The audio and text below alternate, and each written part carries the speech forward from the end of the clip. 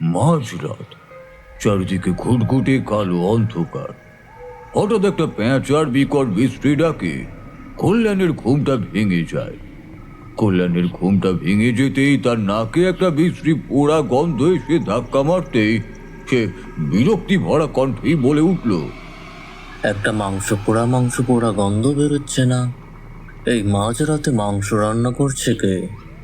এই কথা বলতে বলতে কল্যাণ বিছানা ছেড়ে যেই উঠে ঘরের হলুদ বাতিটা জ্বালাতে যাবে, হঠাৎ তার আপনা থেকে দৃষ্টি চলে যায় বিছানার দিকে।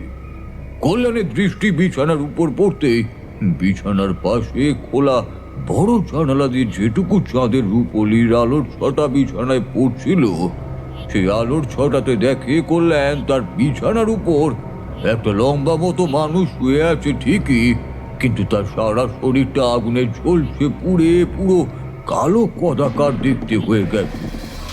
লম্বা মতো মানুষটির সারা শরীর আগুনে ঝলসে পুড়ে যাওয়ার জন্য কল্যাণ বুঝতে পারল না যে সে মেয়ে নাকি ছেলে।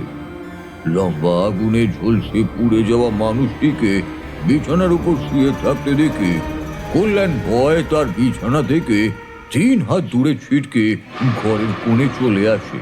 সম্পূর্ণ গল্পটি উপভোগ করতে আমাদের কমেন্ট বক্সে দেওয়া লিঙ্কে ক্লিক করুন। আর হ্যাঁ, হুইসপার ইন সাসপেন্সের ইউটিউব চ্যানেলকে সাবস্ক্রাইব করতে ভুলবেন না যেন।